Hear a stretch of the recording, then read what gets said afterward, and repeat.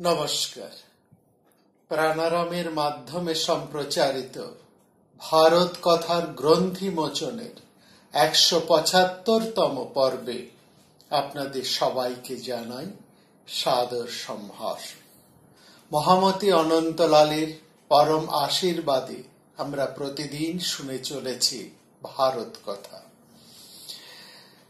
ভারত কথায় আমরা দেখছি পাণ্ডবেরা এসেছেন কাম্যক বনে এবং এই কাম্যক বনেই তাদের সাথে শ্রীকৃষ্ণ তথা অন্যান্য সহমর্মীদের কথা হচ্ছে। সেখানে দ্রৌপদী তার সমপ্রাণতা সখা শ্রীকৃষ্ণের সাথে কথা বলছেন স্বাভিমানে, কথা বলছেন সক্রোধে, কথা বলছেন তিনি এক পরম বিশ্বাস থেকে। একজন সখার সাথে, সখা অর্থে যার সাথে সমপ্রাণতা ঘটে, যার সাথে প্রাণের মিল হয়, সেই হচ্ছে সখা। সেই সখার সাথে অভিমান করা যায়, সেই সখার প্রতি ক্রোধ বা রাগ প্রকাশ করা যায়। এই রাগ কোনো ক্রোধের রাগ নয়, এই রাগ কোনো অসুয়ার রাগ নয়, এই রাগ বা এই ক্রোধ কোনো রিরিংসাজনিত ক্রোধ নয়। এই ক্রোধ বা রাগ অনুরাগেরই এক অন্য ধরনের বহিঃপ্রকাশ, এক অভিমানেরই অন্য রূপ। কারণ সখার সাথে এক পরম বিশ্বাসের, গভীর বিশ্বাসের সম্পর্কটুকু জড়িয়ে থাকে। সখাত্ব সম্পূর্ণ নির্ধারিত হয় বা প্রতিষ্ঠিত হয় এক বিশ্বাসের বেদীর তটে। এই বেদীপীঠে দাঁড়িয়েই, বিশ্বাসের পরম বেদীপীঠে দাঁড়িয়েই দ্রৌপদী শ্রীকৃষ্ণের সাথে কথা বলছেন স্বাভিমানে, কথা বলছেন সক্রোধে বা ভীষণ অন্তর্দাহ প্রকাশ করে, যা একমাত্র সখার কাছেই প্রকাশ করা যায়।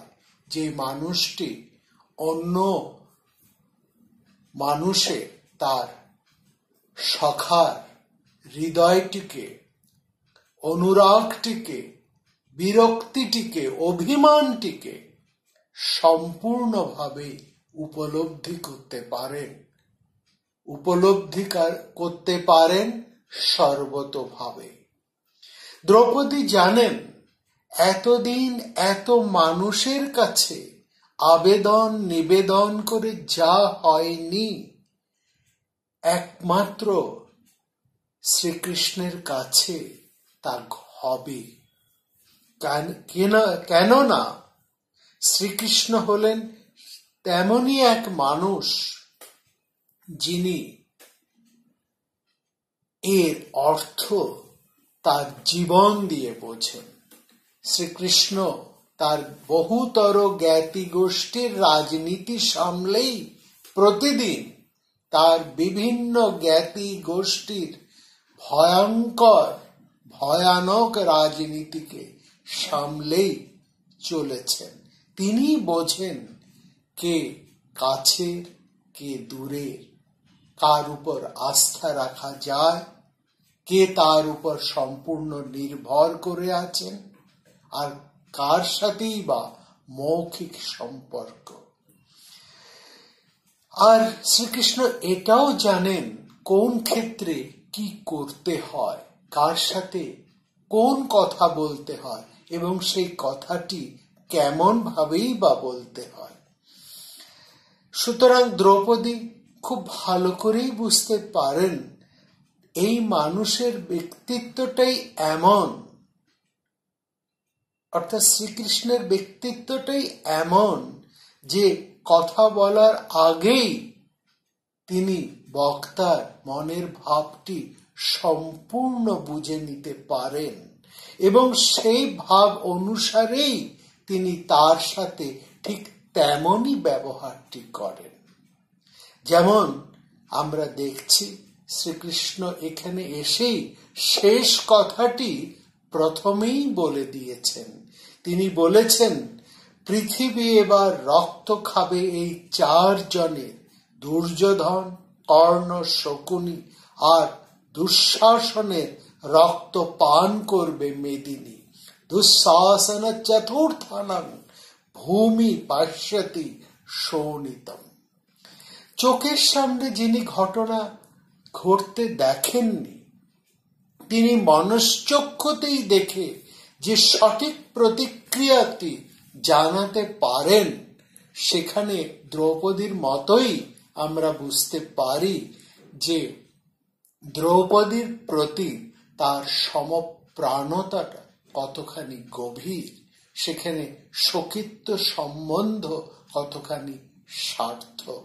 ফলে সমস্ত ঘটনা নিজের মুখে তাকে না বলে দ্রৌপদী পাচ্ছেন না, আর সেই ভাষাতেই তিনি বলছেন, যেই ভাষাতে তার অন্তর দাহ, তার অভিমান, তার ক্রোধ, তার অপমানের জ্বালা সমস্তটাই একেবারে যথাযথভাবে ফুটে ওঠে, প্রকাশ করতে পারেন। তিনি কোনো রাগ ঢাক না করে যেমন যেমনটি ঘটেছে সবটাই তিনি শ্রীকৃষ্ণের কাছে উজাড় করে দিলেন। উজাড় করে দিলেন তার বেদনা, উজাড় করে দিলেন দ্রৌপদী তার ক্ষোভ, উজাড় করে দিলেন তার অপমানের জ্বালা।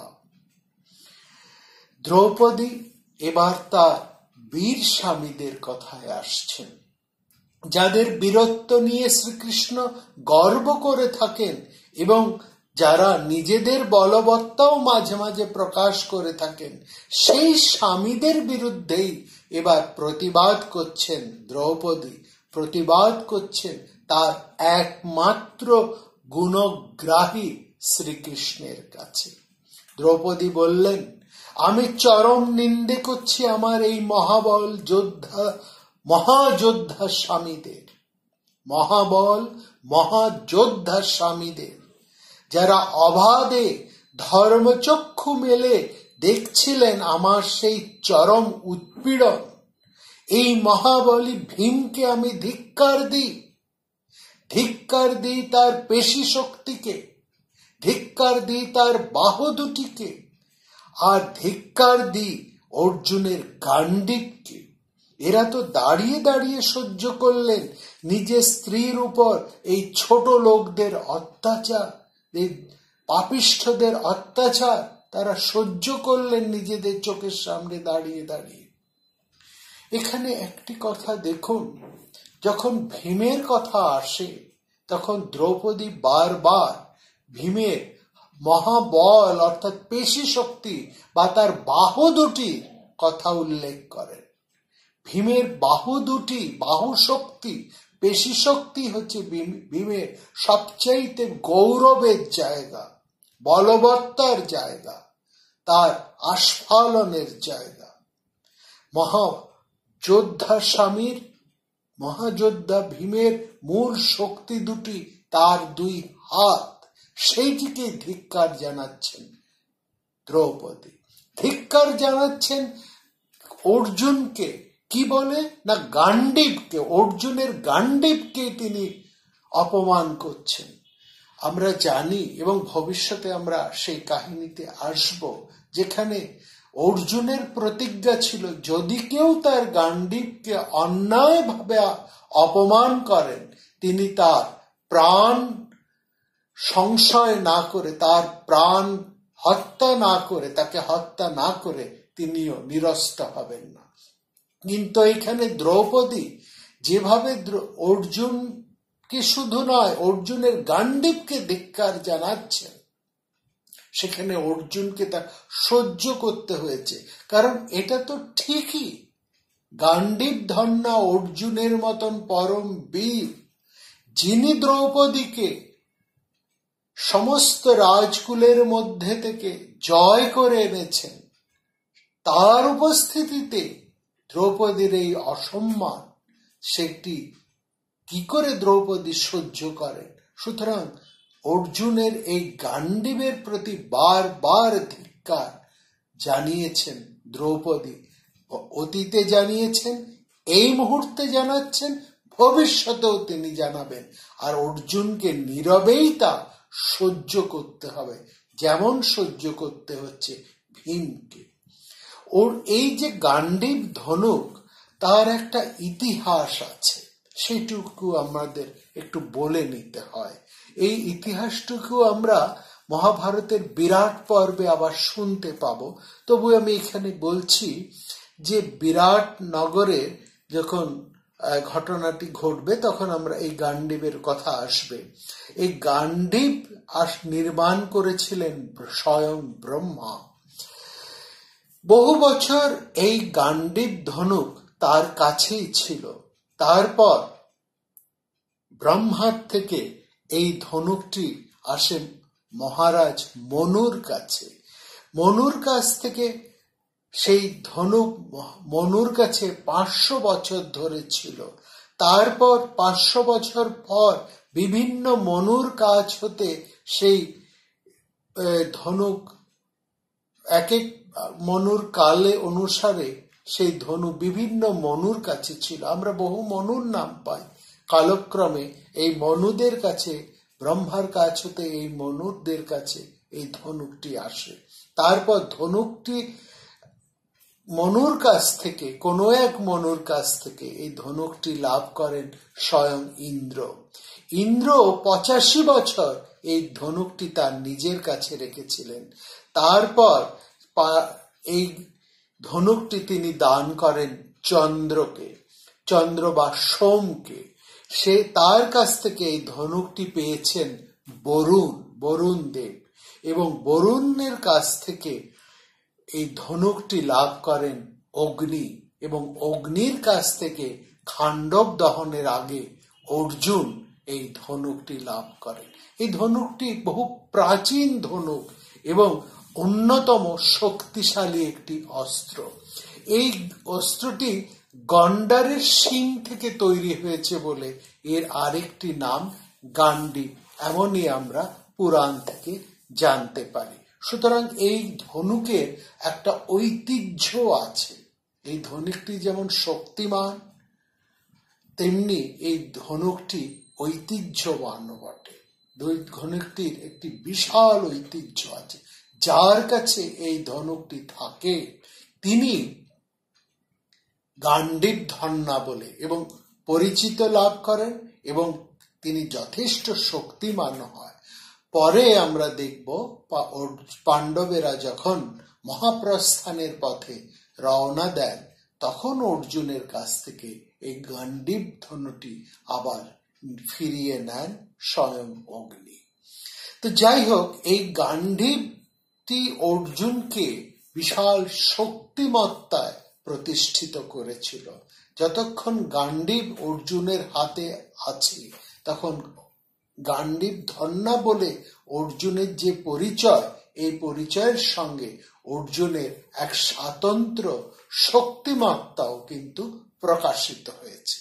সুতরাং এটা ঠিকই, এই গান্ডীবের অপমান অর্জুনেরই অপমান, কিন্তু এখানে অর্জুনকে এই অপমান সহ্য করতে হচ্ছে দ্রৌপদীর কাছ হতে, এবং তা কিন্তু সকারণেই। দ্রৌপদী এবার বললেন, যেসব স্বামীরা শ্রী ভীমের মতন বিরল শক্তিধর হন না। দ্রৌপদী এবার বলছেন, সব স্বামী তো আর ভীমের মতন প্রবল পরাক্রান্ত হন না, আবার অর্জুনের মতন তো সবার গান্ডীব থাকে না। কিন্তু তাদের এত শক্তি না থাকলেও একজন দুর্বল লোকও তার স্ত্রীকে অত্যাচারের হাত থেকে সর্বতোভাবে রক্ষা করার চেষ্টা করে, কারণ এটা একটা সংস্কারিক দিক থেকে ভীষণ সত্য। অর্থাৎ স্ত্রীকে যদি দুষ্টের কাছ থেকে রক্ষা না করা যায়, তাহলে তার সন্তান সুরক্ষিত থাকে না। এই কথাটা খুব স্পষ্ট করে বলছেন দ্রৌপদী। বলছেন একজন স্বামী, একজন ভর্তা, তিনি নিজেই তার স্ত্রীর উদরে জন্মগ্রহণ করেন। সেই জন্য স্ত্রীর আরেক নাম ভার্যা, যিনি তার স্বামীকে, ভর্তাকে ধারণ করেন গর্ভে, স্বামীর শক্তিকে ধারণ করে, অর্থাৎ স্বামী যেন তার স্ত্রীর গর্ভে নতুন ভাবে আবার জন্ম নিচ্ছেন সন্তান রূপে। সেই জন্য স্ত্রীর আরেক নাম ভার্যা, বা স্ত্রীকে তিনি ধারণ করেন বলে স্ত্রীর আরেক নাম হচ্ছে জায়া, যিনি স্ত্রীর মধ্যে জাত হন। একজন স্বামী স্ত্রীর গর্ভে আবার নতুন করে জাত হন বলে স্ত্রীর আরেক নাম জায়া। সেকে বলছেন, যেখানে আমার মতো স্ত্রী যদি অরক্ষিত থাকে, তাহলে আমার গর্ভে আমার স্বামীরা জন্মাবেন কি করে? কথং জায়াং মমোদরে। দ্রৌপদী বলতে চাইছেন, আমার গর্ভে আমার 5 স্বামীর যে 5টা সন্তান, এতগুলো ছেলের যে আমি মা, সেই আমাকে চুলের মুঠি ধরে টেনে নিয়ে গেল রাজসভায়। অথচ এই ভীম, এই অর্জুন তা দাঁড়িয়ে দাঁড়িয়ে দেখলেন। আমি ধিক্কার দিয়ে দে, কারণ এরা বেঁচে থাকতো, দুর্যোধন এক মুহূর্ত কি করে বেঁচে থাকে? যত্র দুর্যোধনা কৃষ্ণং মুহূর্তমপি জীবতি। এরা বেঁচে আছে, এরা বেঁচে থাকতে দুর্যোধন এক মুহূর্ত কি করে বেঁচে থাকে? আমরা জানি যে পঞ্চ পাণ্ডবের উদরে দ্রৌপদীর 5টি সন্তান হয়েছে। যুধিষ্ঠিরের ছেলের নাম প্রতিবিম্ব, এইভাবে ভীমের থেকে সুতোষম, অর্জুনের পুত্র শ্রুতকীর্তি, নকুলের ছেলের নাম শতানি, আর সহদেবের ছেলের নাম শ্রুতকর্মা। বলছেন এই 5 জন সন্তান এই স্বামীদের কাছ থেকে জন্ম লাভ করেছেন। তারা কি করে সুরক্ষিত থাকে যদি তাদের মাই সুরক্ষিত না থাকেন? দ্রৌপদী দুর্যোধনের বিরুদ্ধে তর্ক যুক্তি প্রতিষ্ঠা করছেন এবং সেটা সম্পূর্ণভাবে করার চেষ্টা করছেন। এতটা তিনি সঠিকভাবে করতে চাইছেন এবং তার জন্য তিনি পূর্ব দৃষ্টান্ত টেনে নিয়ে আসছেন। তিনি বলছেন যে আমি তো একমাত্র উদাহরণ, তাই নয় যে আমার সাথেই যে একমাত্র কৌরবেরা খারাপ ব্যবহার করেছে, তা তো নয় যে একমাত্র আমার সাথেই সমস্ত অসম্মান আমাকে করেছে, একমাত্র সে ঘটনা তো নয়। দ্রৌপদী বলছেন পাণ্ডবরা যখন ছোট ছিলেন, যখন সবাই ছোট ছিলেন, যখন তারা তাদের মায়ের কাছেই ছিল, তখন মা শুদ্ধ তাদেরকে হস্তিনাপুর থেকে নির্বাসিত করেছিল এই দুর্যোধন। প্রমাণ কোটির কথা এবার দ্রৌপদী উল্লেখ করে বলছেন, সেই প্রমাণ কোটিতে যখন তারা সবাই খুব ছোট, একসঙ্গে তারা খেলছেন, সেই সময় রীতিমতো পরিকল্পনা করে পূর্ব সঞ্চিত বিষ মিশিয়ে ভীমকে মারতে চেয়েছিল দুর্যোধন। এটাও বোঝো, বিষ খাইয়ে শুধু শান্তি হয়নি দুর্যোধনের, তাকে হাত পা বেঁধে গঙ্গার জলে ফেলে দিল, তারপর নিশ্চিন্তে ফিরে গেল নিজেদের ঘরে হস্তিনাপুরে। পুরনো কথার মধ্যে দ্রৌপদীর মুখে ভীমের কথাই উচ্চারিত হচ্ছে বেশি করে। এই কথা ঠিক যে দুর্যোধনের অত্যাচার ভীমই সবচেয়ে বেশি সহ্য করে এসেছে, সেই তার ছোট অবস্থা হতেই, শিশুকাল হতেই। তবে তার চেয়েও যে বড় কারণ সেটা হচ্ছে যে দুঃসময়ের মধ্যে এই স্বামী, এই মধ্যম পাণ্ডবী একমাত্র তাকে রক্ষা করার জন্য বারবার এগিয়ে এসেছেন। সুতরাং ভীমকে দ্রৌপদী কিন্তু তার 5 স্বামীর মধ্যে একটু অন্যরকম ভাবেও চিনে নিয়েছেন, বুঝে নিয়েছেন। বস্তুত ভীমই সেই একমাত্র ব্যক্তি, এই মধ্যম পাণ্ডবী একমাত্র স্বামী, যিনি যুধিষ্ঠিরের প্রতিজ্ঞাত সত্যের ঊর্ধ্বে উঠে দুর্যোধন দুঃশাসনদের তখনই গদাঘাতে চূর্ণ করতে চেয়েছেন। দ্রৌপদী দেখেছেন এই মধ্যম পাণ্ডব, এই স্বামী, যিনি রাজসভায় দাঁড়িয়ে সত্যাচারী দাদা যুধিষ্ঠিরকেও চরম অপমান করেছেন, দ্রৌপদীর প্রতি সব প্রেমে, মায়ায়, ভালোবাসায়। অতএব দ্রৌপদী বুঝেছেন ভীমই সেই বসংবদ স্বামী, যিনি বিনা বাক্যে তার ঈপ্সিত প্রতিপালনটি করে চলেন। ফলত কৃষ্ণের সঙ্গে কথায় তিনি বারবার ভীমের নামই উচ্চারণ করছেন, ভীমের ঘটনাই তিনি বারবার তুলে ধরছেন, ভীমের কথাই তিনি বেশি করে বলছেন।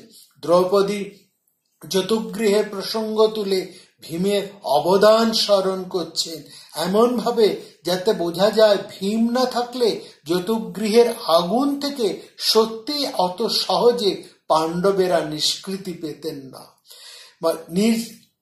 আমরা দ্রৌপদীর কথার মধ্যে দেখছি ভীমের সাথে কথা বলার সঙ্গে সঙ্গে তিনি হিড়ম্ব রাক্ষস বধের কথা যেমন বলেছেন, নিঃসংকোচে নির্দ্বিধায় তিনি বলছেন ভীমের সাথে হিড়িম্বার প্রণয় কথাও। দ্রৌপদীকে এখানে একটা অদ্ভুত স্বতন্ত্রতায় আমরা দেখতে পাচ্ছি। নিজের ব্যক্তিত্ব, মর্যাদা এবং তার আকর্ষণ সম্বন্ধে তিনি এতটাই সচেতন যে আপন স্বামীর প্রতি তার অন্য কোনো রমণীর প্রেম বা আকর্ষণ দেখে তিনি একটুও বিচলিত হন না। তিনি হিড়িম্বার কাহিনীটি আনুপর্বিক ভাবে শ্রীকৃষ্ণর কাছে বর্ণনা করলেন। শুধু তাই নয়, দ্রৌপদী বলছেন হিড়িম্বা ভীমের পা দুটি নিজের কোলের ওপর রেখে নিজের কোমল হস্ত দিয়ে সে যে পা দুটি টিপে দিয়েছিলেন আনন্দমনে, সেই কথা বলতেও দ্রৌপদীর কোনো সংকোচ হলো না, কোনো অভিমান হলো না। তিনি নির্দ্বিধায় সেই কথাটা বলতে পারেন। দ্রৌপদী এতটাই নিজের ব্যক্তিত্ব, মর্যাদা এবং আকর্ষণ সম্পর্কে এতটাই সচেতন, এতটাই তিনি স্বতন্ত্র। দ্রৌপদী কৃষ্ণের কাছে অনেকক্ষণ ধরে শুধু ভীমের কথাই শুনিয়েছেন, হিড়িম্ব থেকে বক রাক্ষসের কাহিনী। এবার তিনি একেবারে চলে এলেন নিজের বিয়ের কথায়। সেখানে কিন্তু পঞ্চস্বামীর বদলে একমাত্র পুরুষের কথা দ্রৌপদীর মুখে উঠে এসেছে, এবং তা এসেছে কৃষ্ণের সম্মুখেই। দ্রৌপদী বলছেন অনেক কষ্ট, অনেক পরিশ্রম শেষে দ্রুপদের রাজধানীতে পৌঁছেছিল পাণ্ডবেরা। তারপর কৃষ্ণ, তুমি যেমন অসামান্য কুশলতায় সকল রাজাকে পেছনে ফেলে রুক্মিণীকে জিতে নিয়েছিলে স্বয়ংবর সভায়, তেমনি আমাকে জিতে নিয়েছিলেন এই পার্থ অর্জুন। এবং সযুদ্ধে পার্থে না জিতাহং মধুসূদন। এই গর্বের কথা বলার সঙ্গ করেই দ্রৌপদী ফিরে এলেন সেই কথায় যেখানে দুর্যোধনের অন্যায়গুলো তিনি একে একে কৃষ্ণের সামনে তুলে ধরেছেন। এতকাল পরে বুঝি দ্রৌপদীর চোখে অশ্রুজল বাঁধ ভাঙা নদীর মতন মনে হচ্ছে, যাকে তিনি নিতান্ত বিশ্বাস করেন, যাকে তিনি আপন অপমানের পরম সান্ত্বনা স্থান বলে মনে করেন, সেই কৃষ্ণের সামনেই তিনি দুই বাষ্পাচ্ছন্ন চোখ দুটি ঢেকে অশ্রুজল সংবরণ করার চেষ্টা করলেন। অবারিত অশ্রু জলধারা আঙুলের ফাঁক গলে তার উন্নত পিবর স্তনের উপর গড়িয়ে পড়ল। এই প্রথম আমরা দ্রৌপদীকে এমন করে কাঁদতে দেখছি। কাঁদতে কাঁদতে দ্রৌপদী বলছেন, আমার কোনো আত্মীয় স্বজন নেই, আমি মনে করি আমার স্বামীরা নেই, আমার ছেলেরা নেই, আমার কোনো আত্মীয় স্বজন, বাপ ভাই কেউ নেই, এমন কি তুমিও নেই কৃষ্ণ, তুমিও নেই আর। না ভ্রাতার না চ পিতা তৈব নং মধুসূদন।